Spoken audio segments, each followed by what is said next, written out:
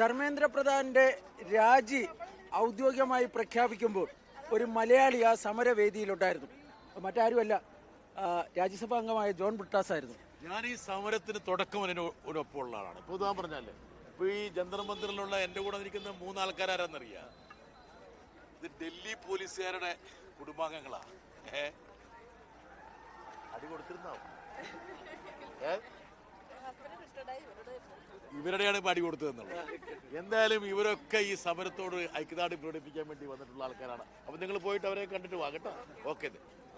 ഞാൻ ചോദിച്ചത് സമരവേദിയിൽ ആ സമയം ഉണ്ടായിരുന്ന എന്തായിരുന്നു അവിടുത്തെ ആംബിയൻസ്? അതായത് എന്താ കാരണം വെച്ചാൽ ഇവിടെ ആൾക്കാർക്കൊന്നും ഈ ഇത് കിട്ടാത്തതുകൊണ്ട് ഈ നോർമൽ ടെലികോം ലൈനിലാണല്ലോ വരുന്നത്. ആ ടെലികോം ലൈനിൽ വന്നു. എൻ്റെ കൂടെ ഇന്ത്യൻ എക്സ്പ്രസിൻ്റെ ഒരു ലേഖനുണ്ടായിരുന്നു. അപ്പോൾ ഞങ്ങളിത് പറഞ്ഞു കൂടിയിട്ട് ഇത് ഇങ്ങനെ ഈ വാർത്തയെ അങ്ങോട്ട് പ്രചരിപ്പിച്ച്, അതായത് ഒരു വൈദ്യുതി തരംഗം പോലെ അതിൻ്റെ ഭാഗമായിട്ടൊരു ആരവം അങ്ങോട്ട് ഉയർന്നു. പിന്നീട് ഇവിടെ ചില ആൾക്കാർ പുഷപ്പ് എടുക്കുന്നു. അതായത് സന്തോഷം കൊണ്ട് പുഷപ്പ് എടുക്കുന്ന ആൾക്കാരുണ്ട്, നൃത്തം കളിക്കുന്ന ആൾക്കാരുണ്ട്, പാട്ട് പാടുന്ന ആൾക്കാരുണ്ട്. ആ ഒരു സമയം എന്ന് പറയുന്നത് ഒരുപക്ഷെ ജന്തർ മന്ദിറിൻ്റെ ഈ പറയുന്ന സമര ചരിത്രത്തിൽ ഏറ്റവും പ്രധാനപ്പെട്ട ഒരേടായിരുന്നു. വരും ഇവിടെ വന്നിട്ട് പോയിക്കോളൂ.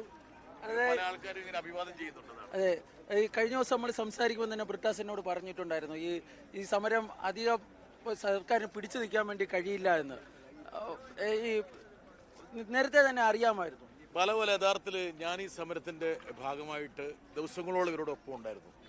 ഇവരുടെ ഒരു ആത്മവീര്യവും മനസ്ഥൈര്യവും ആ ഒരു നിശ്ചയദാർഢ്യവും നമുക്ക് തൊട്ട് അറിയാൻ പറ്റും. എന്താ കാരണം വെച്ചാൽ എന്ത് വന്നാലും ഒരു ഇഞ്ച് പിന്നോട്ട് പോകില്ല എന്നുള്ള ആ ഒരു എന്താ പറയുക, നമ്മൾ ഈ പറയുന്ന ഈ അത്തറിൻ്റെയൊക്കെ സൗരഭ്യം നമുക്കിങ്ങനെ മനസ്സിലാകും, നമുക്ക് അനുഭവിക്കാൻ പറ്റും. എന്ന് പറഞ്ഞ പോലെ സമരവീര്യത്തിൻ്റെ ഒരു എന്താ പറയുക, അതിൻ്റെ ഒരു സൗരഭ്യമുണ്ട്. ആ സൗരഭ്യം നമുക്ക് മനസ്സിലായി. അതായത് ഇത്രത്തോളം ഇഴകോർക്കപ്പെട്ട ഇവരെ ഏതു രൂപത്തിൽ അടിച്ചമർത്തിയാലും ഇവര് അവസാനം വരെ ഇവിടെ തന്നെ ഉണ്ടാവും. അടിച്ചമർത്താൻ പോകുന്നവൻ പിന്തിരിയിലല്ലാതെ ഇവരൊരു ഇഞ്ച് പിന്നോട്ട് പോകില്ല എന്നുള്ള വലിയൊരു നിശ്ചയദാർഢ്യത്തോടുകൂടി അവർ നിൽക്കുന്നു. അതുകൊണ്ട് തന്നെ ധർമ്മേന്ദ്ര പ്രധാൻ രാജിവെക്കേണ്ടവരുമെന്നും ഈ 56 ഇഞ്ച് പഞ്ചറാകുമെന്നും ഈ സമരഭൂമിയിൽ നിന്നുകൊണ്ട് ഞാൻ എത്രയോ ദിവസം മുമ്പ് നിങ്ങളെപ്പോലുള്ള മാധ്യമ പ്രവർത്തകരോട് ഞാൻ പറഞ്ഞതാണ്. അപ്പോൾ അത് യാഥാർത്ഥ്യമായി എന്നുള്ളതാണ്. മാത്രമല്ല എല്ലാ വ്യവസ്ഥാപിത രാഷ്ട്രീയ പാർട്ടികളും, ഇപ്പോൾ കോൺഗ്രസ് പാർട്ടി ആഴ്ചകളോളം മുഖം തിരിഞ്ഞു നിന്നാണ്, പക്ഷേ അവരും ഇതിൻ്റെ ഭാഗവാക്കായി വന്നു.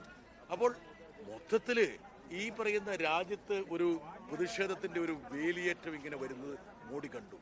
ആർക്കും ഈ ചുമരെടുത്ത് വായിക്കാൻ കഴിയായിരുന്നു. യഥാർത്ഥത്തിൽ മോഡി മാത്രമാണ് അവസാനം വായിച്ചത്. അദ്ദേഹം ടെലിപ്രോംപ്റ്ററിലൂടെ മാത്രമേ വായിക്കുള്ളൂ. ഈ ചുമരെടുത്ത് അദ്ദേഹത്തിന് വായിക്കാൻ പറ്റാത്തതായിരിക്കാം. കാരണം അദ്ദേഹം അപ്പോഴും വിചാരിക്കുന്നത് വെച്ചാൽ സാമൂഹ്യ മാധ്യമങ്ങളിലൂടെ അഭിസംബോധന ചെയ്താൽ ചെറുപ്പക്കാരെ അണിനിരത്താൻ കഴിയുന്നതാണ്. ഇൻസ്റ്റയിലുള്ള അക്കൗണ്ടിൻ്റെ ഫോളോവേഴ്സിൻ്റെ എണ്ണം വെച്ചിട്ടാണ് അദ്ദേഹം ആദ്യം ഈ പറയുന്ന ഈ സമരത്തിനെതിരെയുള്ള അല്ലെങ്കിൽ അദ്ദേഹത്തിൻ്റെ നടപടികളിലുള്ള വിശ്വാസം അദ്ദേഹം ഊട്ടിയുറപ്പിക്കാൻ ശ്രമിച്ചത്. യഥാർത്ഥത്തിൽ